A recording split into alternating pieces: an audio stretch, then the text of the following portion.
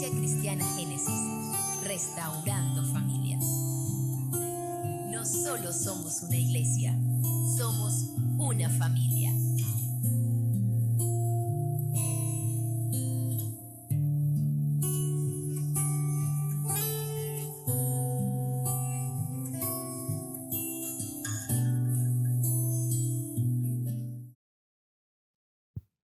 Buenos días, Dios los bendiga muchísimo. Bueno, voy a hacer un repaso de lo que hizo Naim porque él ya dijo todo. Bueno, vamos a recordar un poco las predicaciones anteriores con el pastor. El pastor estuvo desarrollando el tema, la emoción o el gozo de la venida del Señor, ¿cierto? ¿Verdad? Y con el hermano Naim, uno lo enfocó a las madres en la persona de María y el otro se enfocó en la ida, en la ascensión de Jesús, que fue demasiado maravilloso, ¿sí? Eh, este es un tema que a mí me apasiona personalmente, me apasiona en gran manera. Creo que es uno de los temas que le he gastado más horas, ¿sí? Y me apasiona, me apasiona. Y también es uno de los temas más discutidos en el ámbito teológico, ¿sí? Entonces llegan esas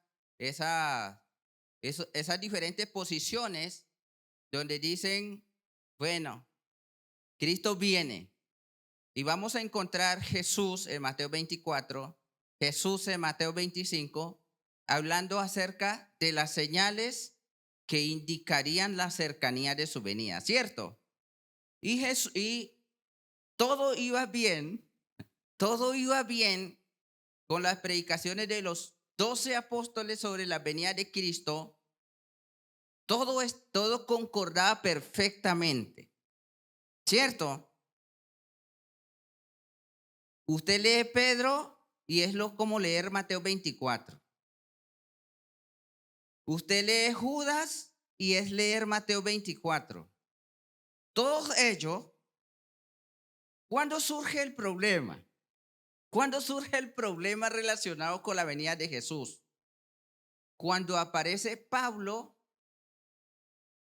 con lo que él llamó los misterios, ¿cierto? Y ahí es donde vienen las diferentes posiciones, las diferentes escuelas con respecto a la venida de nuestro Señor Jesucristo, ¿sí? Porque Pablo va a aparecer en 1 Corintios capítulo 3 y va a hablar acerca del procedimiento de Jesús con respecto al tribunal de Cristo. ¿Cómo va a galardonar a los justos? ¿Cuál va a ser el procedimiento?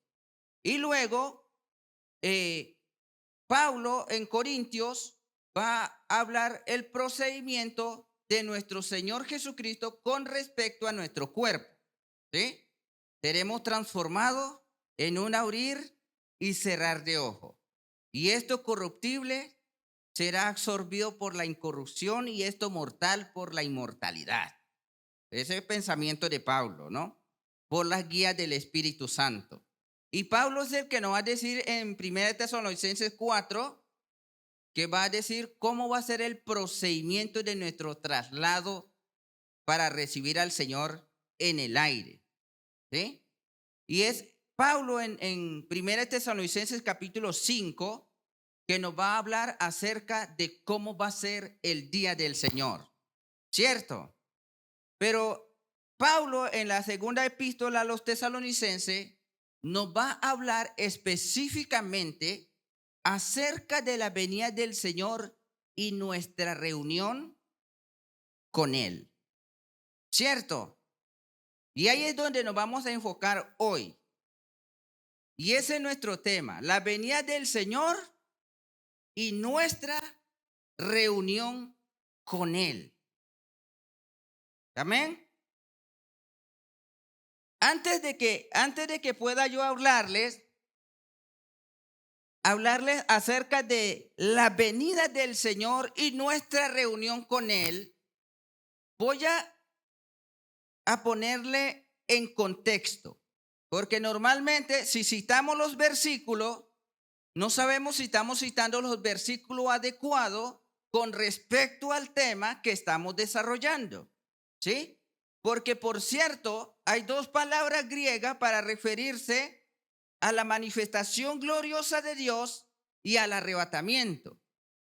La manifestación gloriosa de Jesucristo, que es la palabra griega parusías, ¿sí? Cuando todo ojo le verán. Pero en 1 Tesalonicenses capítulo 4, versículo 3 en adelante, va a hablar acerca del arrebatamiento. La palabra harpazo, ¿sí? Que es arrebatar. Y entonces traje este cuadro para mostrarle más o menos cómo proceden las dispensaciones, es decir, cómo Cristo tiene agendado el cumplimiento de los eventos que están por cumplirse. ¿Sí? No se me ve muy bien la imagen, pero después de la cruz, el que está en verde, le explico. Lo que está en naranja, rojo, es el periodo de la ley. ¿Sí? Algunos dividen la ley en 5 partes. Yo prefiero uno solo, porque Cristo dividió el Antiguo Testamento en 3 partes nada más. La ley, los salmos y los profetas, ¿cierto? 3 nada más. Para Jesús hay 3 partes.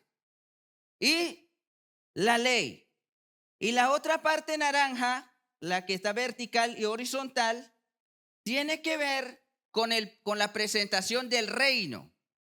¿Se acuerda Juan el Bautista? Juan el Bautista aparece, voz que clama en el desierto, y él va a decir: arrepiéntense, bautícense cada uno de ustedes, porque el reino de los cielos se ha acercado. ¿Sí? Y la que está en vertical, la naranja pequeña vertical antes de la cruz, va a decir que ahí Juan estaba ofreciendo el reino. En la escatología se conoce como el reino ofrecido, ¿sí? Pero después de eso aparece la cruz. Y eso representa el reino rechazado. Juan ofrece el reino, Cristo ofrece el reino, pero los suyos no le recibieron. El reino fue rechazado y se consuma el rechazo del reino de los cielos cuando crucifican al Mesías en la cruz del Calvario. ¿Sí? Y ahí en ese punto, no solamente el reino es rechazado, sino que a lo que Cristo vino, es decir, al pueblo de Israel, al rechazar el reino, fueron cortados de la vid. ¿Sí? Fueron cortados. Y en lugar de ello, fue injertado la iglesia, los gentiles. Y Pablo pregunta en Romanos 11:25 y dice: ¿hasta cuándo va a durar el corte? ¿Hasta cuándo va a durar el endurecimiento de Israel? Hasta que ¿qué? Hasta que los injertados entren en su plenitud. ¿Cierto? Fueron cortados al rechazar el reino y el reino no fue establecido. El reino fue postergado. ¿Estamos ahí? Ellos rechazaron el reino, ¿verdad? Mataron al Mesías y el reino no fue establecido. Y eso no significa que Jesús le habló engaño a los israelitas. Simplemente el reino fue postergado para otro tiempo. ¿Sí? Y en lugar del reino, ¿sí? Una de las características del evangelio del reino era que era exclusivo. ¿Sí? Cuando Jesús mandó a predicar a los 70, le dijo: no entré por camino de gentiles ni entre en ciudades de samaritanos, porque el evangelio del reino es exclusivamente para los hijos y la casa de Israel, a la casa perdida de Israel. Pero una vez que el reino fue rechazado, Cristo muere en la cruz del Calvario, después de la resurrección, que es Señor y amo del cielo y la tierra. Él dice, vayan por todo el mundo y prediquen el evangelio a toda criatura, bautizándolo en el nombre del Padre, del Hijo y del Espíritu Santo, y enseñándoles que guarden todas las cosas, ¿cierto?, que yo le he enseñado, que yo le he dicho, ¿verdad? Y entonces, ahí el evangelio, la gracia se extiende a todo el universo. ¿Cómo nosotros comprobamos que el reino fue postergado? Porque ahorita en Mateo 24 vamos a leer que los discípulos le preguntan a Jesús, ¿sí? Y en Hechos capítulo 1, estando en el Monte de los Olivos, también los discípulos le preguntan a Jesús. Y la pregunta fue lo siguiente: Señor, ¿restaurará el reino a Israel? ¿Cierto? Y él les dice, no les toca a ustedes saber cuándo es que voy a llevar a cabo el reino.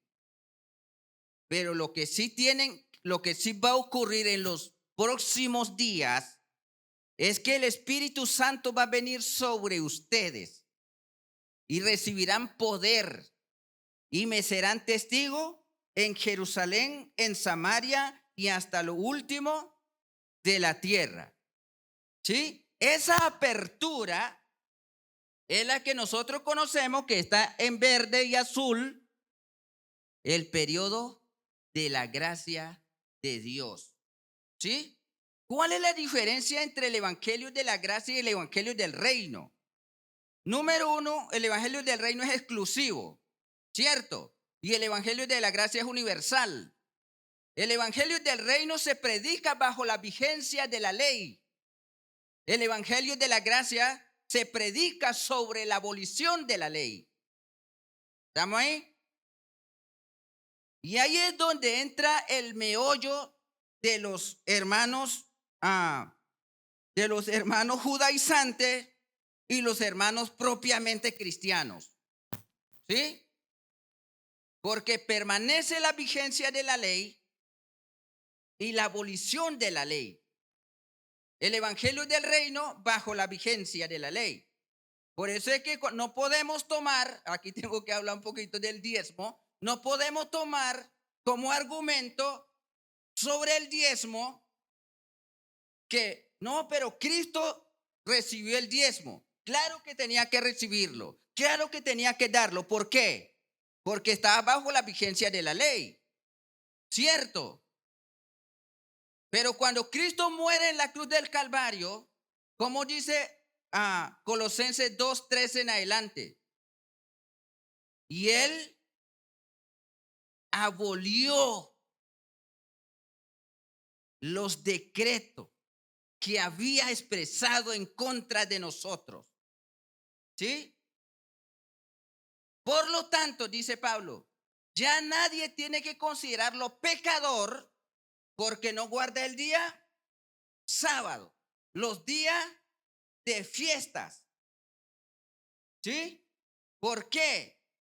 Porque Pablo está detrás de la cruz y está predicando el evangelio de la cruz, que se predica sobre la abolición de la ley. ¿Sí? Bueno, ese es el punto ahí. Que eso es lo que quiero que vean en este momento, antes de que hablemos acerca de la venida del Señor y nuestra reunión con Él.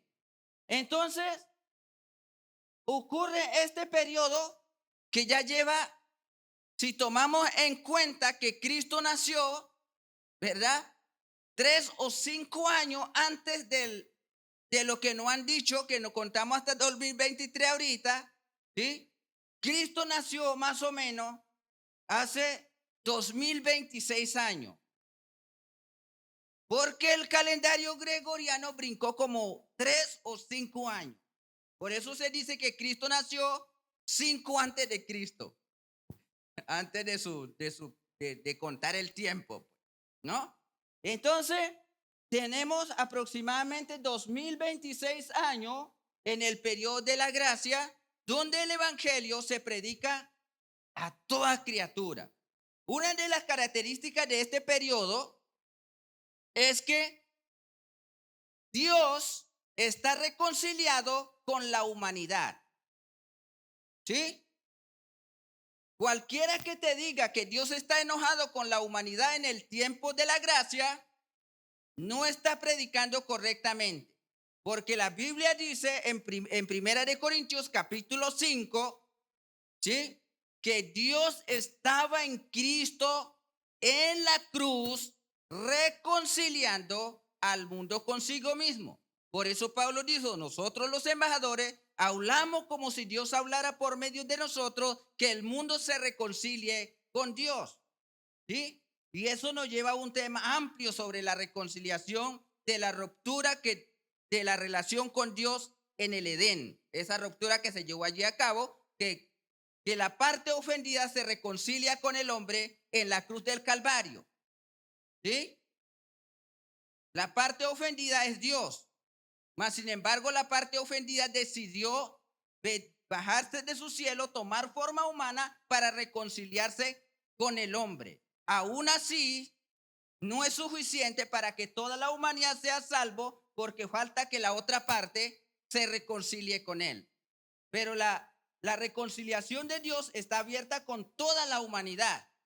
Solo falta que toda la humanidad se reconcilie con él para que se concrete esa armonía y comunión de vuelta con Dios en carácter universal, que sabemos dolorosamente que no va a ocurrir al 100%, ¿cierto? Ajá. Entonces, tenemos 2026 años y ahora sí vamos a entrar, ¿qué va a ocurrir en estos postreros tiempos cuando venga el Señor Jesús y nuestra reunión con él? Para eso vamos a ir a Segunda de Tesalonicenses capítulo 2 en el versículo 1. Y vamos a explicar eso porque mi intención es que ustedes se vayan clarito y que se vayan ministrados y que puedan esperar genuinamente a nuestro Señor Jesucristo. ¿Sí? Vamos ahí entonces. Voy a estar trabajando con dos versiones. Reina Valera 1960 y la NTV. ¿Sí? Hay otras versiones que me gustaron mucho, pero no puedo incluirlas todas, ¿no? Están bien sabrosas. Leemos entonces. Dice así. Segunda de Tesalonicenses 2:1. Pero con respecto a la venida de nuestro Señor Jesucristo y nuestra reunión con él, os rogamos. Dice, voy a leer la NTV. Dice, ahora, amados hermanos, aclaramos algunos aspectos sobre la venida de nuestro Señor Jesucristo y cómo seremos reunidos para encontrarnos con él. ¿Sí? Porque aquí en mi apunte hice énfasis en la Reina Valera donde dice, pero. ¿Sí? ¿Por qué empieza así la Reina Valera? Tomé eso porque Reina Valera en ese versículo es una traducción literal. O sea, que tomó los detalles del texto griego y tiene ese pero ahí. Eso indica, si nosotros leemos el capítulo anterior, que Pablo venía hablando acerca del castigo que vendría sobre los impíos cuando Cristo viniera. Y él va a hacer una diferencia entre los impíos y nuestra reunión con Cristo. ¿Sí? Pero como nosotros también sabemos que originalmente la Biblia no tenía capítulo ni versículo. Significa que Pablo viene desarrollando el tema desde la primera epístola, ¿sí? Y podríamos decir que empezó en el capítulo 4. Pablo en el capítulo 4 habla acerca del arrebatamiento. ¿Cómo dice? Si nosotros creemos que Jesús murió y resucitó, ¿cierto? En el 4:13. Así también Dios traerá con Jesús a los que durmieron en él, ¿sí? Porque el Señor mismo, con voz de mando, con voz de arcángel, con trompeta de Dios, descenderá del cielo y los muertos en Cristo resucitarán primero. Luego nosotros, los que hayamos quedado vivos, seremos arrebatados juntamente con ellos para recibir al Señor en el aire y así estaremos siempre con el Señor. Animaos unos a otros con estas palabras. ¿Sí? Y entonces ahí Pablo estaba desarrollando el tema del arrebatamiento y la resurrección de los creyentes. ¿Cierto? Pero en el capítulo 5, Pablo va a comenzar diciendo que en el capítulo 5 Pablo va a hablar acerca del día del Señor. ¿Cierto? Él dice, no tengo necesidad de escribirle porque vosotros sabéis perfectamente que el día del Señor vendrá así como ladrón, que cuando digan paz y seguridad, vendrá sobre ellos destrucción repentina. ¿Sí? Veamos entonces que ya hablo del arrebatamiento, ya hablo del día del Señor, que lo voy a aclarar en un ratico, y ahora... Y en 2 Tesalonicenses capítulo 2 va a hablar acerca del castigo que va a venir sobre los impíos. Y luego en el capítulo 2 él dice, mira, ya vamos a hacer un paréntesis aquí y vamos a hablar acerca de la venida del Señor y nuestra reunión con él. Así que el tema del capítulo 2 es eso, la venida del Señor y nuestra reunión con él. ¿Sí? Vamos a aclarar algunos puntos. Comencemos a aclarar. ¿A qué se refiere? ¿A qué evento se refiere nuestra reunión con él? ¿Se refiere al arrebatamiento o se refiere a la parucía? O sea, la venida gloriosa del Señor cuando venga con poder y gloria, que todo ojo le verán, aún los que lo traspasaron. Esas son preguntas que tenemos que hacernos a la hora de estudiar este versículo. Pablo va a decir, ya yo hablé del día del Señor, ya yo hablé del procedimiento de la resurrección, ya yo hablé del juicio de los impíos en el capítulo 1. Y ahora vamos a hablar acerca de nuestra reunión con el Señor. ¿Cómo va a ser? Y el contexto de este capítulo es que los hermanos de Tesalónica estaban siendo engañados, ¿cierto? ¿Qué estaba pasando en Tesalónica?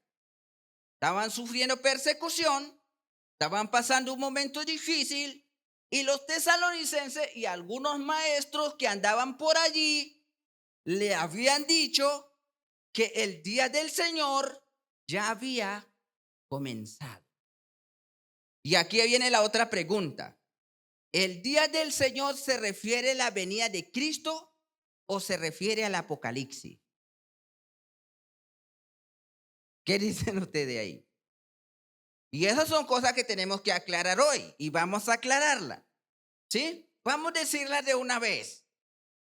El día del Señor no es la segunda venida de Cristo. El día del Señor es el Apocalipsis. El día del Señor es lo que se describe en Apocalipsis capítulo 6 hasta el capítulo 19.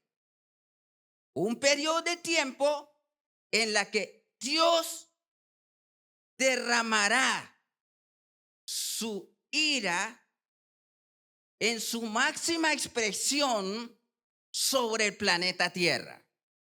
¿Sí? Tanto que se describe que en el día del Señor derramará, desatará los 7 sellos, ¿cierto?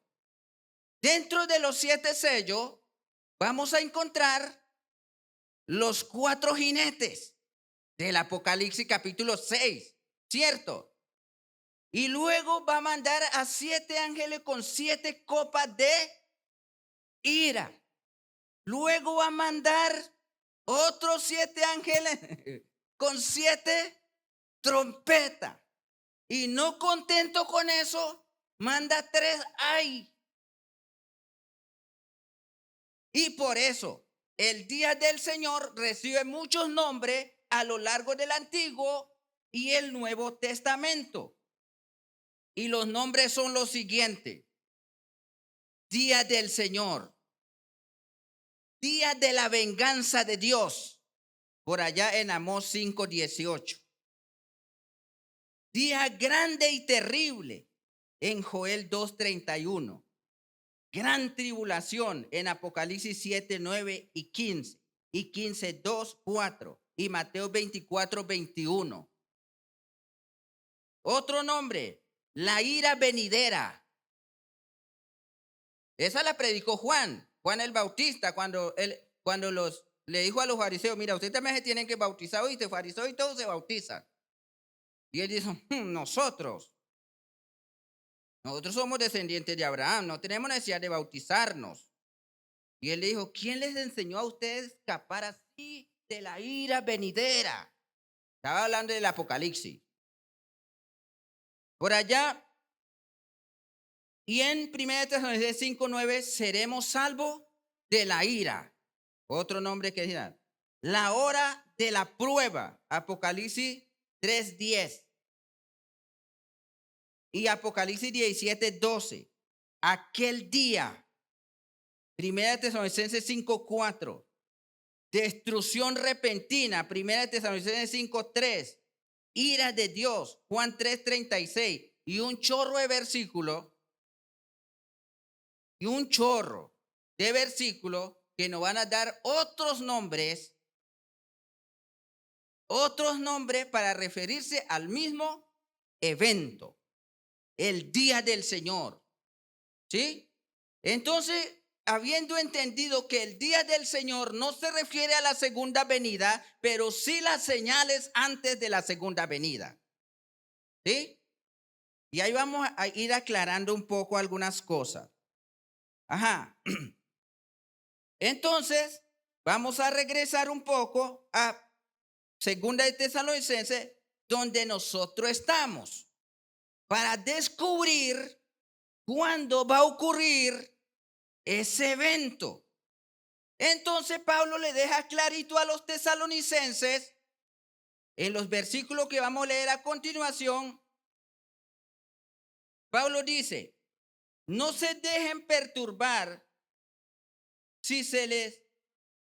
ni se alarmen fácilmente por lo que dicen que ya es el día del Señor. ¿Cierto? ¿Cómo es ahí? Vamos a aclararlo. Y yo voy a tener que refutar algunas cosas que yo he visto por ahí. ¿Sí? Vino el COVID. Vamos a hablar del COVID para acá.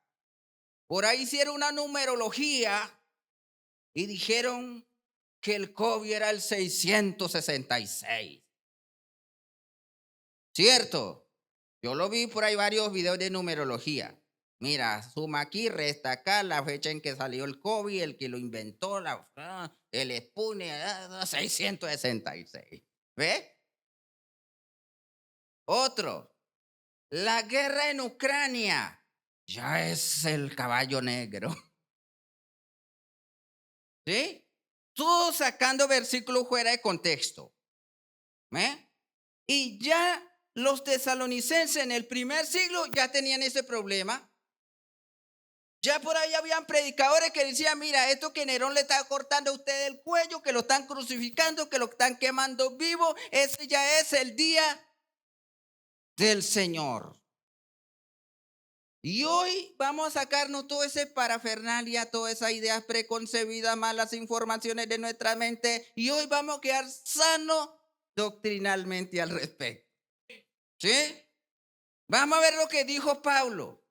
¿Qué va a ocurrir antes que comience el día del Señor?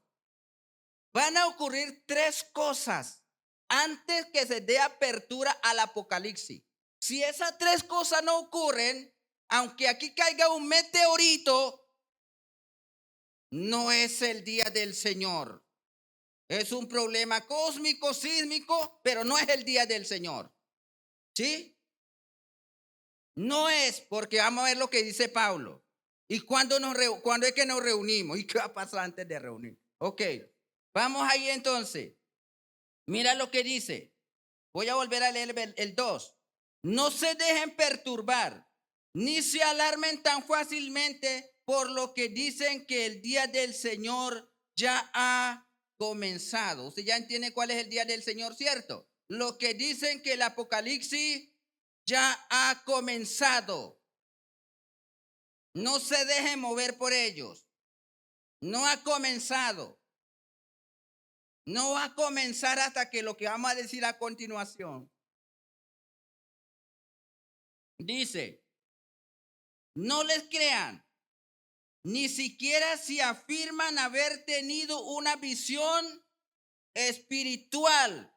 Y voy a denunciar aquí. El hermano Gigi Ávila, muy espiritual y todo, dijo tener una visión que él se iba a ir arrebatado. Cierto, yo lo amo, yo he visto mucho sus prédicas, pero hay que decir la verdad y no hay que prestarse para estas cosas. Si hay algo que el Señor no nos va a decir es cuándo va a venir. Tenemos que esperarlo siguiendo nada más las señales que nos dejó. Ahí, en algún momento de esos días que van a indicar ahorita más abajo, va a venir el Señor. Pero no podemos darnos esa arrogancia teológica y decir, viene tal día. De hecho, el hermano Naín mencionó alguno la semana pasada. Y voy a recordar el nombre de esa mega radio que estaba en Estados Unidos, que dijo, Cristo viene el 11 de mayo del 2011. Y eso se llamó el doctor Harold Campi. Doctor, pila por ahí con los dos. Perdón, mi hermano ahí. Sí, perdón con mi hermano Naín. Pero este era doctor en teología. ¿Sí? Y cometió aquel. Y por ahí al Dusi se echó un pelo y tuvo que retractarse, ¿cierto? Pila. Así que mira, si usted no viene tal día, me bajan de aquí de una vez, no. Sí. Y entonces mira lo que viene en el versículo 3. No se dejen engañar. No, esa es la otra versión. No se dejen engañar por lo que dicen. Pues aquel día, ¿cuál es aquel día?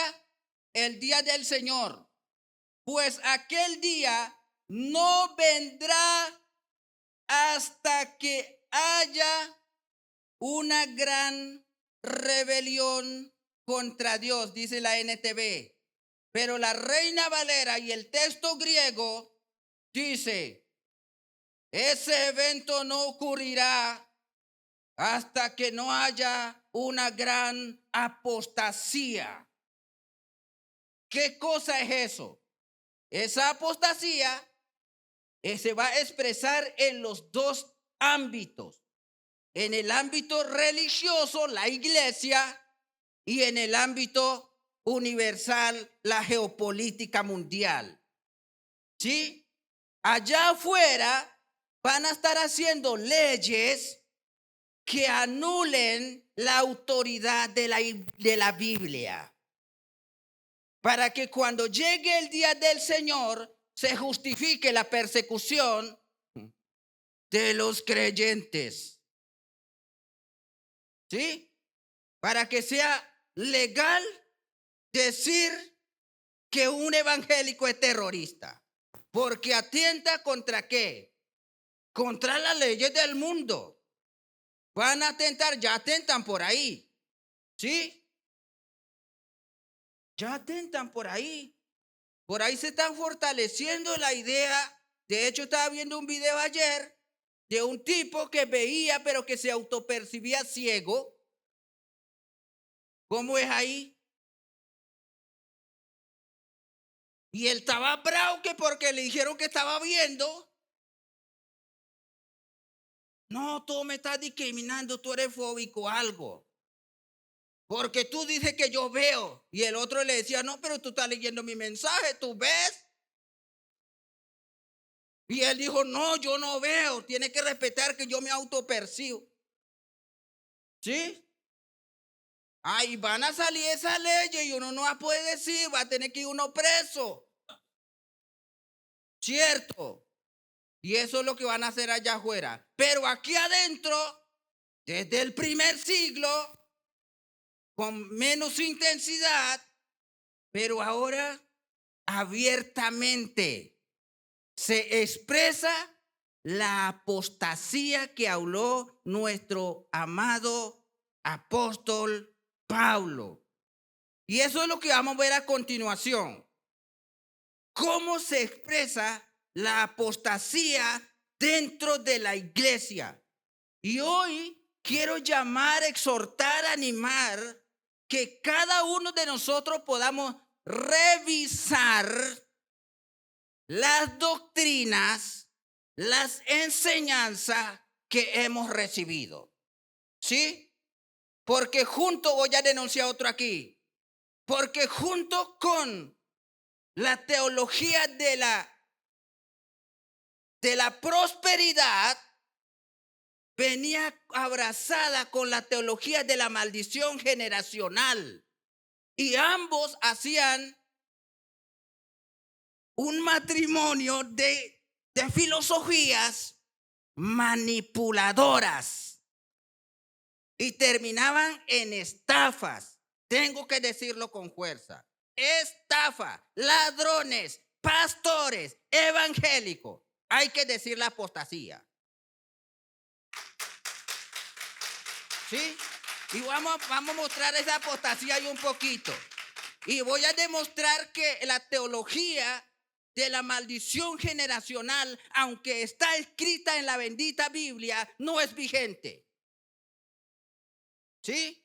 Porque hay cosas vigentes y no vigentes en la Biblia y hay que decirlo.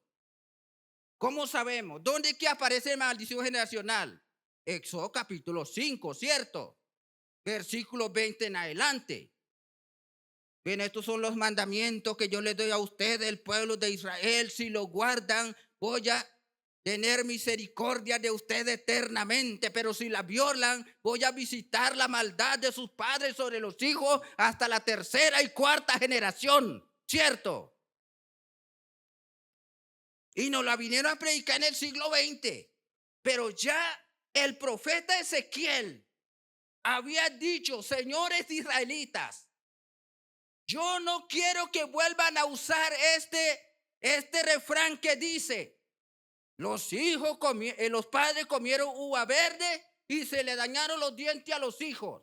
Porque a partir de ahora, dice el Señor, como dijo, el alma que pecare, esa morirá.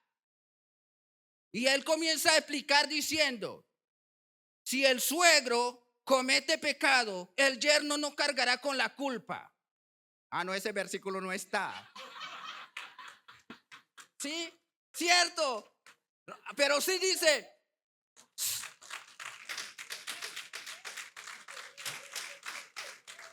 Uy, arremetí contra los suegros, ¿cierto? Ah, ok, pero ahí dice. Si el padre fuere justo, pero el hijo practicare la impiedad, ¿cierto?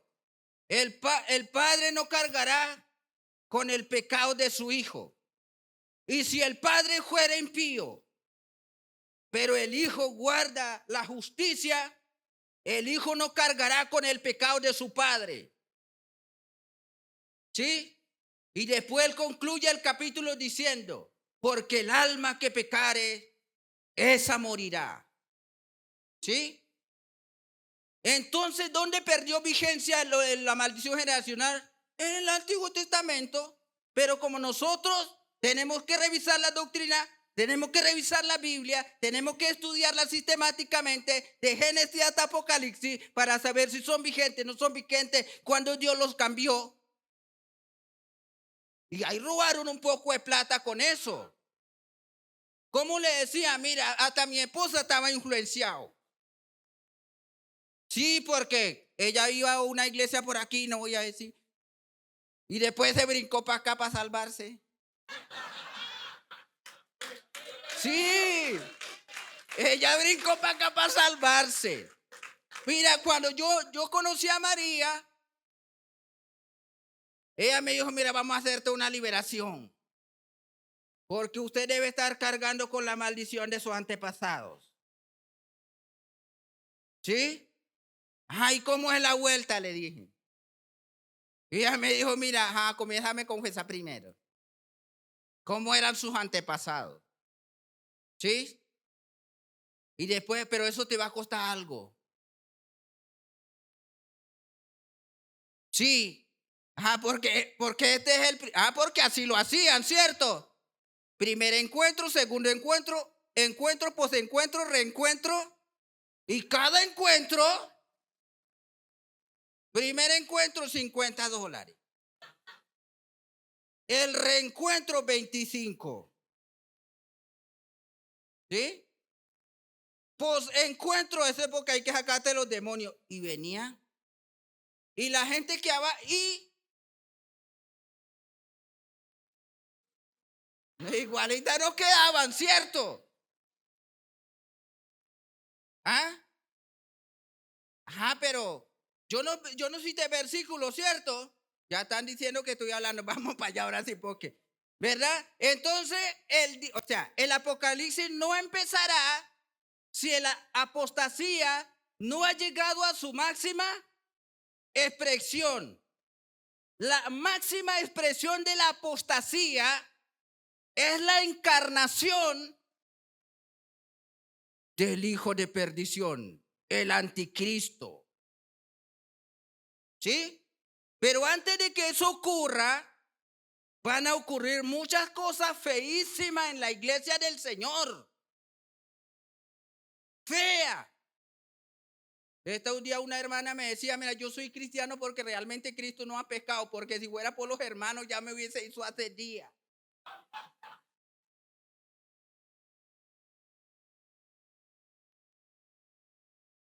¿Sí? Y hay apostasía aquí. Vamos a ver entonces cómo se manifiesta esa apostasía. Primer punto. La iglesia presenciará la gran apostasía. No es que en la iglesia, no, aquí hay que cuidarnos del todo. Y entre todos. ¿Sí? Por eso hay consejería aquí. Si están siendo abusados, denúncienlo con los consejeros. Me hacen el favor. Están autorizadas y autorizados. Denúncienlo con los consejeros. No se dejen abusar. Porque se han infiltrado encubiertamente. Y la Biblia dice que andan cazando las mujercillas cargadas de pecado. Que andan buscando esos hermanos. La Biblia dice literalmente que andan buscando sexo. ¿O no? Dice que están cargados de concupiscencia e inmundicia y sus ojos están llenos de adulterios. Pila por ahí, mujeres. Pila hombres también, porque ese espíritu está para ambos lados. Ok, vamos a seguir leyendo entonces. No vendrá sin que antes venga la apostasía.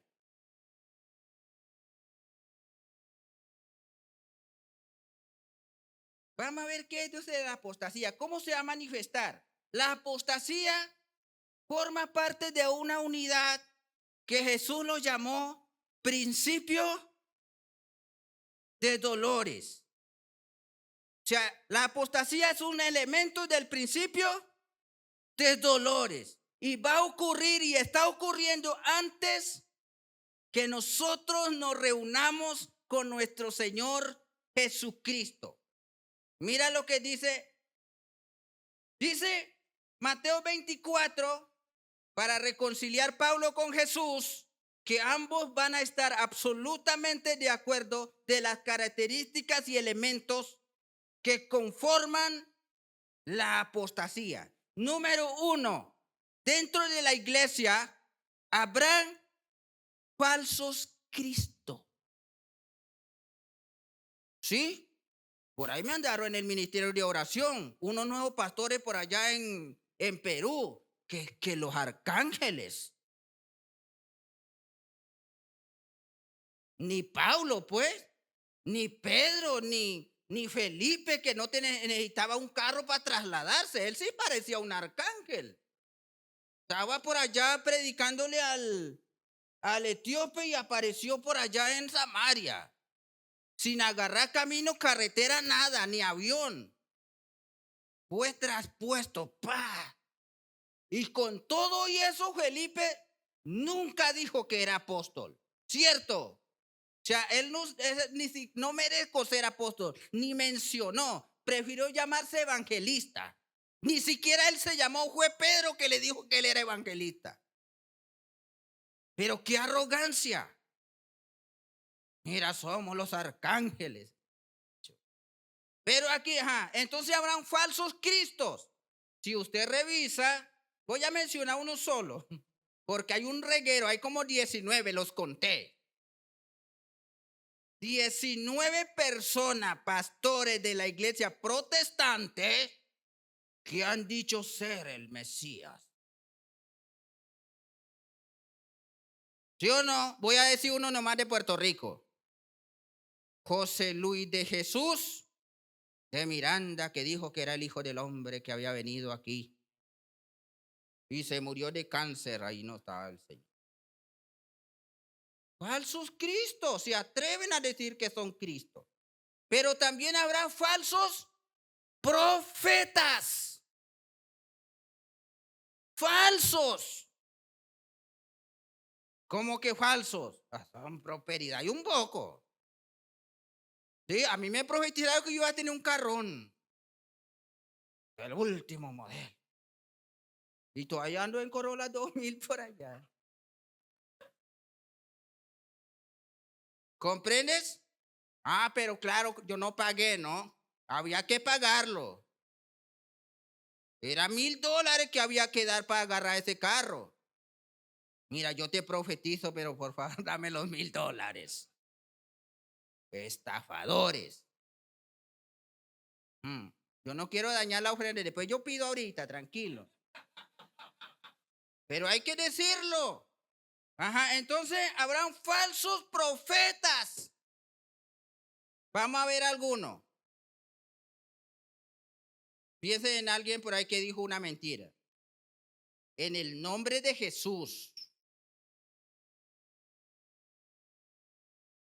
Hay varios por ahí, son como 70, yo los conté, que han dicho cosas y no se ha cumplido. ¿Sí? Mira, yo voy a denunciar una sola. Una porque es mujer. ¿Sí? Ella se llama, yo sé que es estadounidense. Y ella dijo que el año pasado Maduro iba a morir ya. Y que Guaidó iba a ser presidente. Y ya estamos en el 2023. Y Guaidó está por allá afuera y el Maduro sigue aquí. Y él lo dijo en una cruzada en Centroamérica, lo vimos por toda la televisión. Y yo, hoy sí, rápido. Nada, mentiras. Pero cobraron. Mentirosos. ¿Qué más dice ahí? Aquí es donde voy a hacer más énfasis, porque yo me voy a incluir aquí para que me revisen. Habrán falsos maestros. Estamos en Mateo 24, ese es Jesús. En principio de gloria, falsos cristos, falsos maestros, falsos profetas y falsos. Y nosotros lo íbamos a presenciar. No es que era después que viniera Cristo, era antes. Vamos a verlo ahorita porque ahí voy a concluir ahí. ¿Qué características tendrán ellos? Eso sí es largo en el Nuevo Testamento. Pablo le da su característica, Pedro le da su característica, Judas le da su característica y Jesús le da su característica. ¿Sí? Pero vamos a ver algunas cositas, mejor dicho, voy a citar nada más los textos.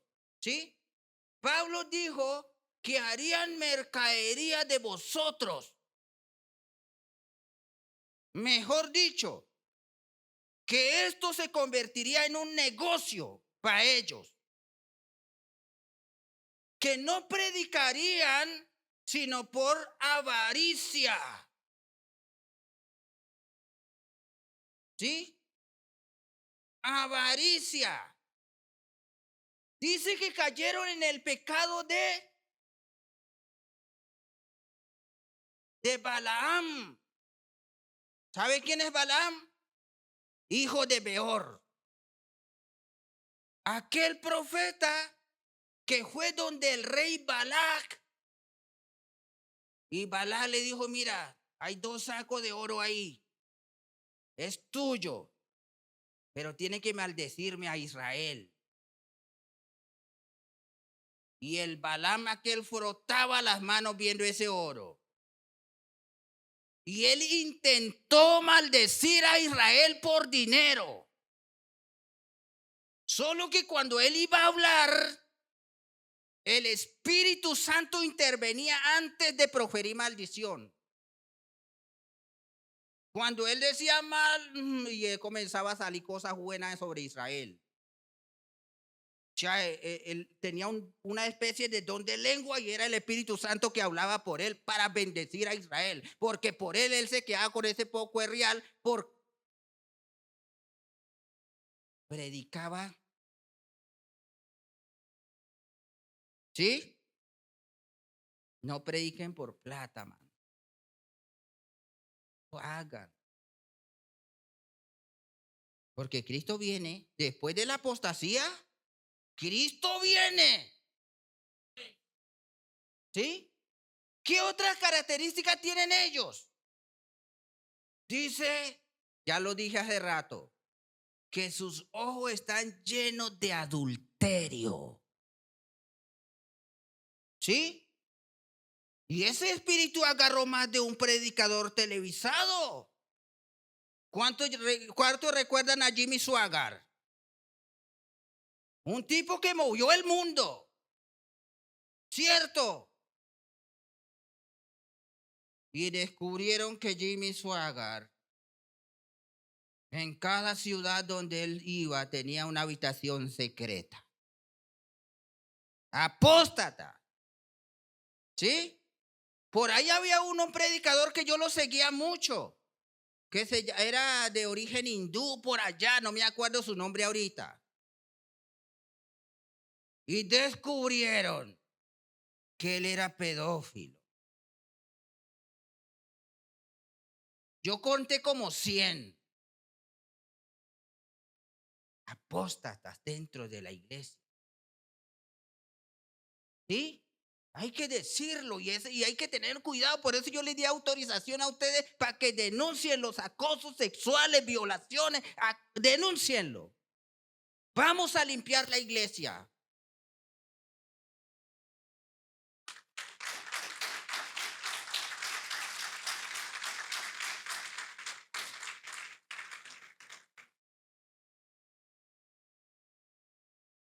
Voy a leer nomás un poquito aquí lo que dijo Pedro sobre ellos, rapidito. Segunda de Pedro 2 en adelante, 2:2. Pero hubo también falsos profetas, es el de los profetas. Más aquí abajo, rapidito.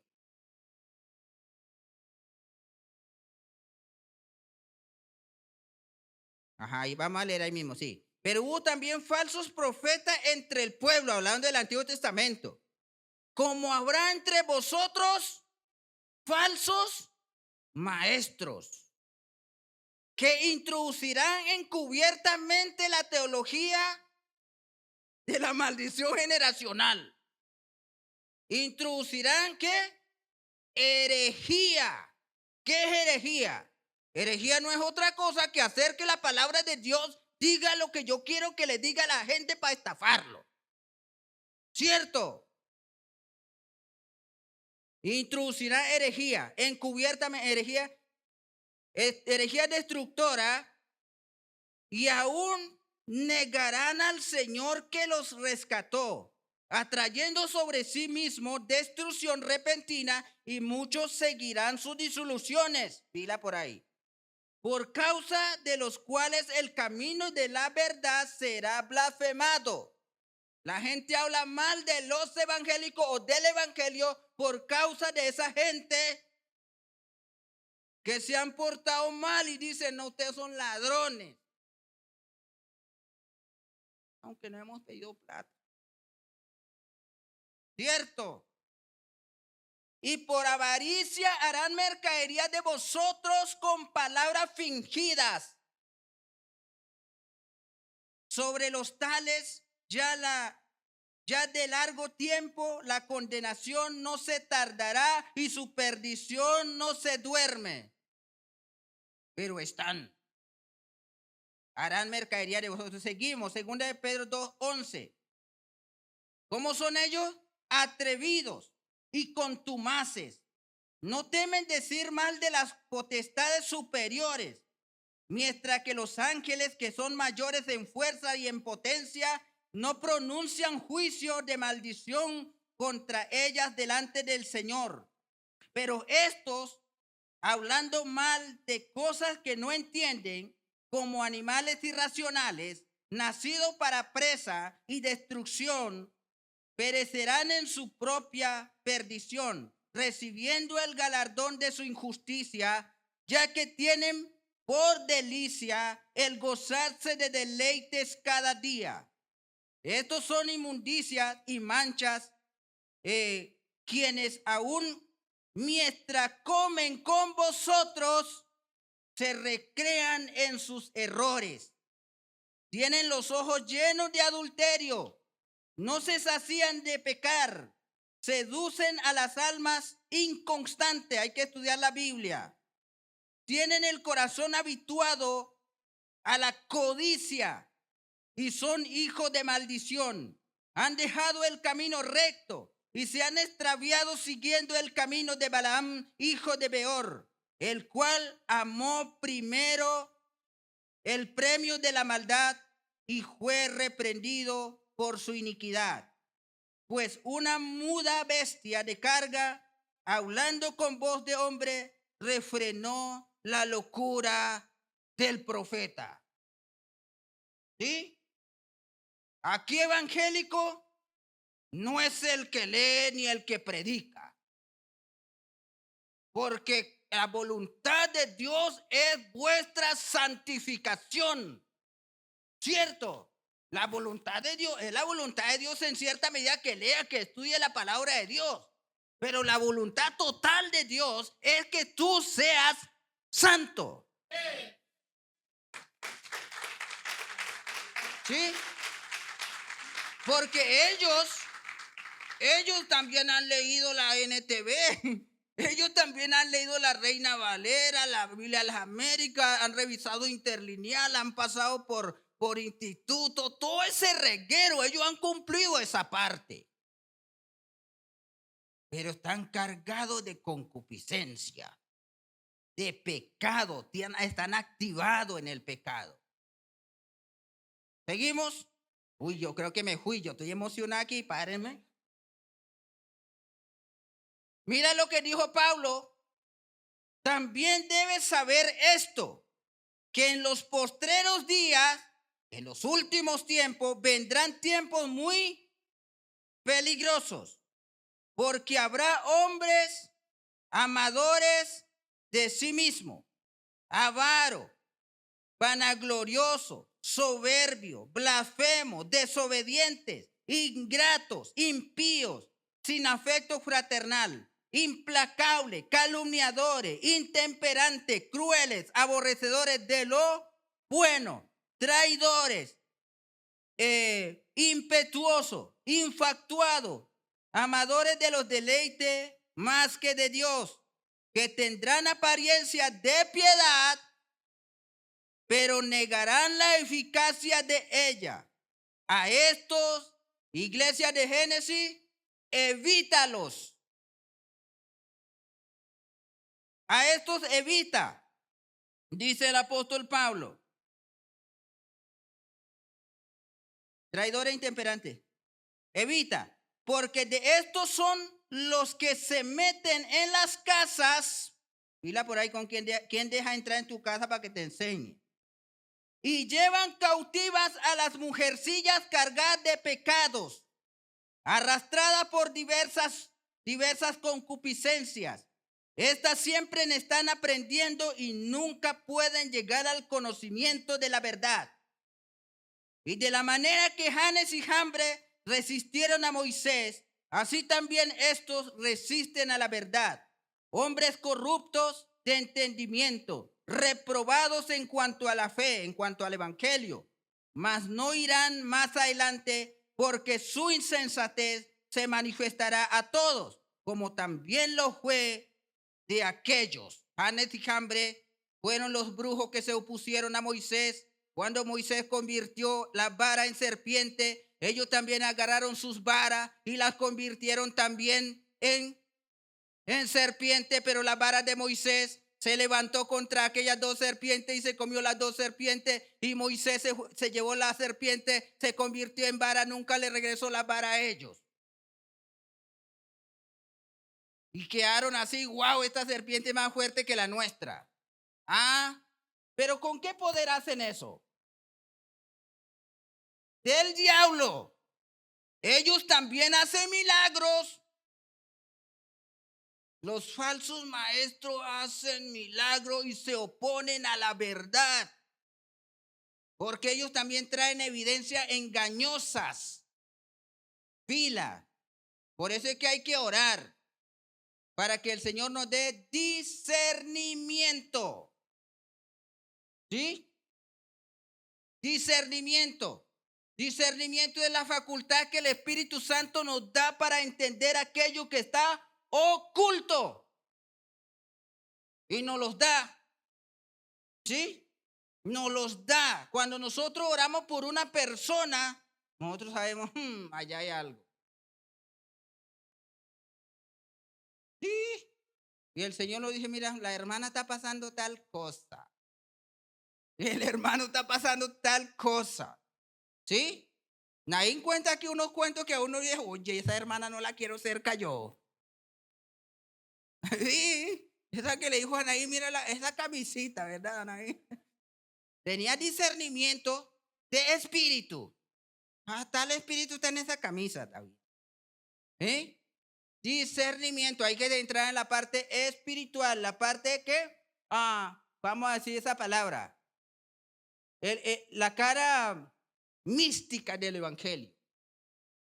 Que no es nada más sentarse aquí bonito nosotros, tiene la parte mística, donde entramos en el Espíritu y vemos cosas del Espíritu, recibimos del Espíritu, somos llenos del Espíritu, el Espíritu nos dice, el Espíritu nos informa, el Espíritu nos lleva. Hay que entrar en esas profundidades. Y ahí están, y es un mandamiento. Y como dice Pablo y Judas, oren todo el tiempo en el Espíritu. ¿Cómo es eso del Espíritu? Una experiencia bien fuerte que tuvo Juan en la isla de Patmos. Como dijo Juan, yo estaba orando y yo llegué a estar en él. Yo llegué a estar en el Espíritu, y estando en el Espíritu, es decir, fuera del cuerpo, fue que se me apareció el Alfa y la Omega y yo caí como muerto en el Espíritu. Todo el Apocalipsis lo vio en el Espíritu. Y entendemos que el cuerpito de Juan estaba postrado por ahí en una piedra. Y él fue para el futuro, regresó al pasado, vino en el presente. Ahí tenemos que ir también nosotros. Porque esa gracia es para todo, para toda la iglesia. Pero tenemos que evitar los falsos profetas, los falsos maestros. ¿Cómo evitamos los falsos maestros? Nos metemos en nuestra propia Biblia en oración y revisamos ahí lo que dice y observamos lo que dice, qué es lo que dice correctamente, cuál es el contexto del texto, ¿sí? ¿Qué quiere decir el día del Señor? ¿Cuál es nuestra reunión con Él? Todo ese reguero para que no nos vengan a caer a cuento y aquí aparezca alguien, yo soy Cristo, lo que pasa es que no saben cuándo yo vine. Así apareció José Luis de Miranda allá en Puerto Rico y tenía una mega iglesia, la iglesia del Mesías. Y ahí estaba y le decían papito y todo. Sí, y no muy lejos de aquí ya estaban diciendo papito a uno también. Pila con los papitos. Sí. Y después se endiosan ahí, le entra el orgullo del diablo y yo soy el mes. Bueno, no voy a hablar más de los maestros porque ya hay bastante. Les dejo ahí. Segunda de Timoteo 2. ¿Sí? Segunda de Pedro 2. Judas 1, que es uno solo. Y describe con detalle las características, la manifestación, la actitud, el carácter de los maestros falsos que cumplen el papel de la apostasía dentro de la iglesia. Pero es que la apostasía no termina ahí. Esta es la apostasía dentro de la iglesia. Y la apostasía en términos semánticos quiere decir abandonar la fe. Significa que los apóstatas no solamente son los maestros que se portan mal, también los creyentes que han abandonado la fe son apóstatas. ¿Sí? Y la única parte que yo encuentro relacionado y cercano, si pudieras decirlo de esta manera, que nos puede desligar de la salvación, me da miedo decirlo, pero dice que cada uno de estos maestros fueron lavados con la sangre de Jesús y conocieron la verdad. Y ellos negaron la eficacia de ella con su qué, con sus pecados. Y dice que no van a entrar al cielo. Dice que estaban preparados de ante la fundación del mundo para esta perdición. Significa que aunque se bautizaron, aunque fueran de escuela teológica, nunca fueron lavados con la sangre de Cristo y no recibieron el Espíritu Santo. Y una de las características de ellos es que dice que son nubes sin agua, 2 veces muertos, sin el Espíritu de Dios. ¿Y qué espíritu trabajó en ellos entonces? El del diablo. Y no están fuera de la iglesia. Y ahí tenemos que orar mucho. Ahora sí vamos, ya creo que me fue el tiempo ya, al punto. Entonces hemos dicho que la iglesia presenciará y participará de la apostasía, ¿cierto? Lo que no presenciará ni participará de los 3 eventos antes de que comience el Apocalipsis es la manifestación del hijo de perdición. La iglesia no presenciará ese evento. ¿Sí? El hijo, no podemos vivir con el hijo del diablo, ¿no? Vamos a regresar allá a segunda de Tesalonicenses capítulo 2. No lo voy a leer porque se me hace largo. Y el apóstol Pablo va a decir que no comenzará el Apocalipsis sin que antes venga la apostasía y se manifieste el hijo de perdición. Y como que los tesalonicenses le preguntaron a Pablo, ¿y la iglesia? ¿Cierto? Y él les dice, mira, ¿cuándo se va a manifestar ese hijo del diablo? Y el apóstol le dice, mira, él no se puede manifestar ahorita. Aunque el misterio de la iniquidad ya hace tiempo que comenzó a trabajar, no puede tomar forma humana, no se puede encarnar, no se puede manifestar, porque hay algo que lo detiene. Hasta que a su vez eso que lo detiene sea quitado del medio, entonces el hijo de perdición se dará a conocer. Y tenemos que hacer mente así evangélica rápido. ¿Qué es lo que será quitado? ¿Qué es lo que lo detiene? ¿Qué lo detendrá? ¿Y qué es lo que será quitado del medio? Ahí voy a tener que hablar de las 2 escuelas rapidito. Los pretribulacionistas dicen que es la iglesia y que no pueden convivir los dos. O vive uno o vive el otro.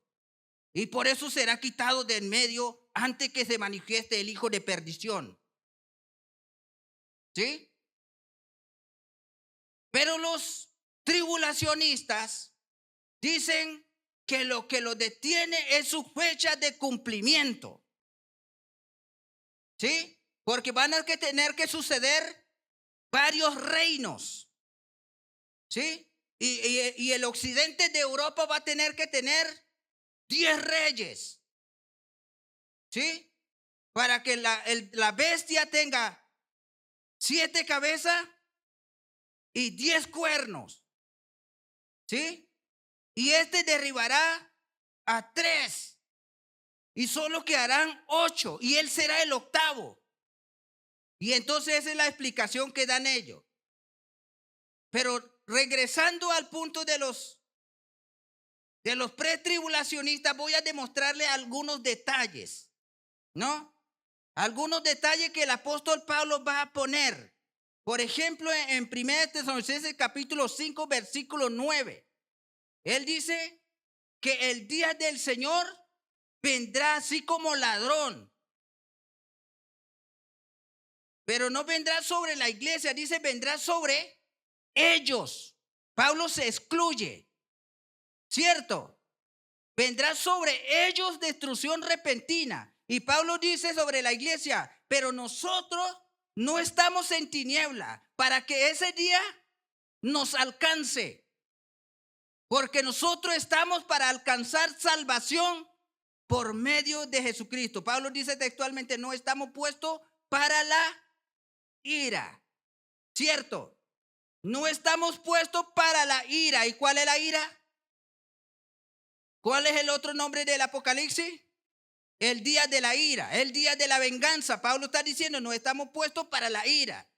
Y por allá en Mateo 24, 39, Jesucristo va a decir, Jesucristo en los primeros 11 versículos va a desarrollar el tema de principios de dolores, ¿cierto? Habrá guerra, terremoto, hambre, peste en todos lugares. Se levantarán falsos cristos, falsos maestros. Y después él entra a explicar la gran tribulación, que ya sería el Apocalipsis, en los versículos 12, 13 y 14 hasta el 38. Y en el 39 va a hablar acerca de Noé, hacer la analogía. Y él dice, ustedes tienen que saber que la venida del Señor va a ocurrir como en los días de Noé. Vamos a recordar otra vez los días de Noé. ¿Cómo empezó los días de Noé? Con la apostasía, ¿cierto? Una rebelión total contra Dios. Solo Noé encontró gracia delante de Dios. Fue considerado justo. Pero el punto en el 39 es que dice textualmente que el día del Señor no comenzó sin que antes Noé entrara en el arca. Es más, Noé entró 7 días antes que comenzara la lluvia.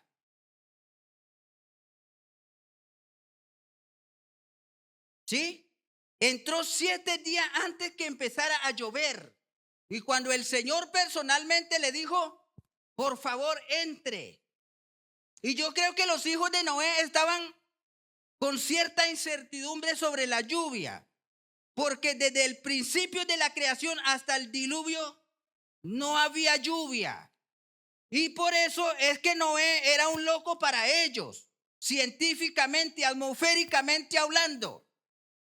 Ya Noé por allá en un cerro haciendo un gran barco.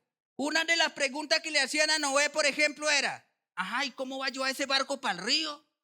Porque era el Éufrates, mínimo. Pero está lejos. Nosotros no vamos a arrastrar ese barco contigo. Yo creo que Noé decía, mira, Dios me dijo que el agua va a venir para acá. Yo no voy a tener que arrastrar este barco de aquí. El agua le va a llegar. Así que Noé no es que tenía ya la curiara en el río, él lo tenía para allá en el monte. Cuando ellos entraron en el barco. Pero el punto es que Noé entró antes que comenzara el apocalipsis del pasado. Que Noé fue salvo del apocalipsis. ¿Por qué yo digo que no vamos a presenciar la manifestación del hijo de perdición? Porque la manifestación del hijo de perdición es el primer evento de la apertura del día de la ira. Mira lo que dice 1 Tesalonicenses capítulo 5, versículo 1 en adelante. Porque el día del Señor vendrá así como ladrón. ¿Y cómo dice? Cuando ellos digan paz y seguridad, vendrá sobre ellos destrucción repentina. Vamos, con esto concluyo. ¿Cómo va a pasar ahí? Resulta, vamos a pensar nuestro adelante, como decía la última canción que se cantó. Vamos a imaginarnos un poco cómo va a ser la situación cuando venga Cristo por nosotros. ¿Sí? Ocurre el arrebatamiento. El mundo impío va a celebrar que ya no hay una contención contra la injusticia. Y va a decir, mira, por fin no tenemos esos panderetas por acá. Ahora sí vamos a vivir tranquilos, una armonía total en la concupiscencia y el pecado. Y eso es lo que dice, cuando ellos digan paz y seguridad, vendrá sobre ellos destrucción repentina. Eso es lo que ocurrió con Noé. Ellos decían, mira, el tipo ya entró, ya estamos tranquilos, aquí no hay quien nos diga que esto es pecado, aquí no hacemos todo entre nosotros y buenísimo. Y él dice que el día del Señor lo sorprendió como al ladrón y no escapó ninguno de ellos. ¿Sí? Entonces, la venida del Señor y nuestra reunión con Él y el tema de Tesalonicenses y el Apocalipsis, vamos a encontrar entonces que tiene para nosotros puras buenas noticias. ¿Cierto? ¿Por qué es que los cristianos sellados con el Espíritu Santo no participarán de la manifestación del hijo de perdición en el Apocalipsis? Porque el Apocalipsis es la ira de Dios. Y nosotros no estamos puestos para la ira, sino para alcanzar salvación por medio de Jesucristo.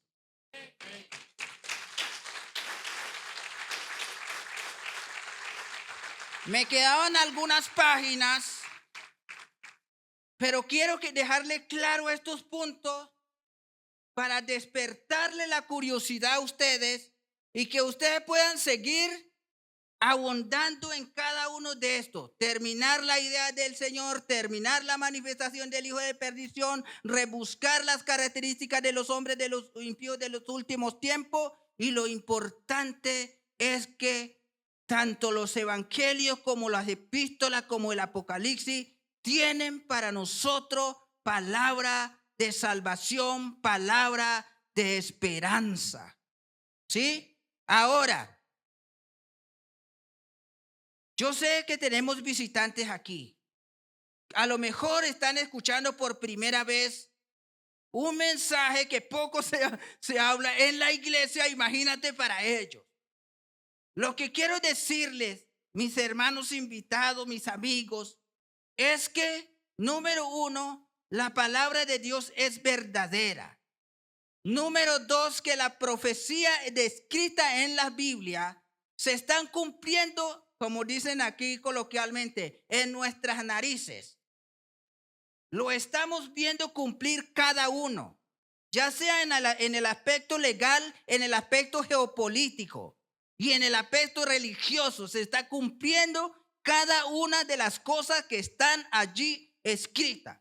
En otras palabras, si lo que describimos en la apostasía ya se ha manifestado en su máxima expresión en medio de nosotros, entonces solo falta que suene la trompeta del arrebatamiento. ¿Sí?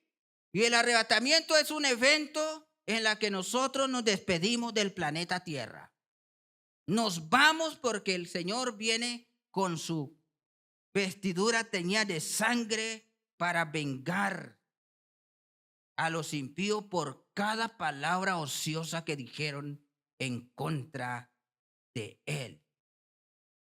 Así que si usted se siente perdido en esta mañana, siente que usted, si Cristo viniera hoy, tuviera que ver el hijo del diablo, el inicio del apocalipsis, hoy es tu día. Hoy usted puede cambiar esa condición. ¿Cómo lo cambiamos? Para eso fue que Cristo murió en la cruz del Calvario. Él también allí cargó con la ira de Dios, para que todos los que en Él creen puedan evitar la ira venidera, como lo dijo Juan el Bautista. Él dijo, arrepiéntanse y hagan obras dignas de arrepentimiento para que puedan escapar de la ira venidera. Así que si usted siente, dijo, oye, lo que le está diciendo el hermano es verdad, yo quiero salvarme de la ira venidera. Yo voy a dirigirlo en una oración para que usted pueda invocar el nombre de Jesús y pueda decirle, Jesús, yo quiero ser salvo de la ira venidera, porque ella viene, es inevitable, pero la podemos evitar depositando nuestra fe en Jesús. Así que vamos a orar juntos para recibir al Señor como nuestro Salvador y Señor y evitar el apocalipsis. Padre, en el nombre de Jesús, te damos gracias. Gracias por enviar a su Hijo a morir por nosotros en la cruz del Calvario. Gracias porque Él cargó con el pecado de todos nosotros. Y en esta hora, Señor, reconocemos que si Cristo viniera hoy, no participaríamos de su venida. Y por eso, Jesús, te pedimos que nos salve. Te pedimos que lave nuestros pecados. Y te pedimos que escriban nuestros nombres en ese libro de los que serán arrebatados, de los que irán para salvarse de la ira venidera, en el nombre de Jesús. Gracias, Padre, por tanta gracia, por hacernos tan fácil la salvación. Y por eso lo recibimos hoy como nuestro Salvador y Señor. Gracias, Señor. Gracias. En el nombre de Jesús. Amén.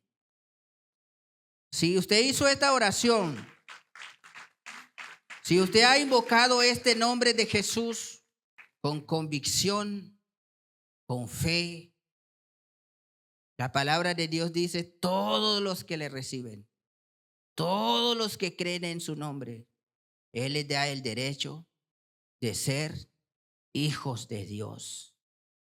Por cierto que el evento del arrebatamiento será solamente para los hijos de Dios.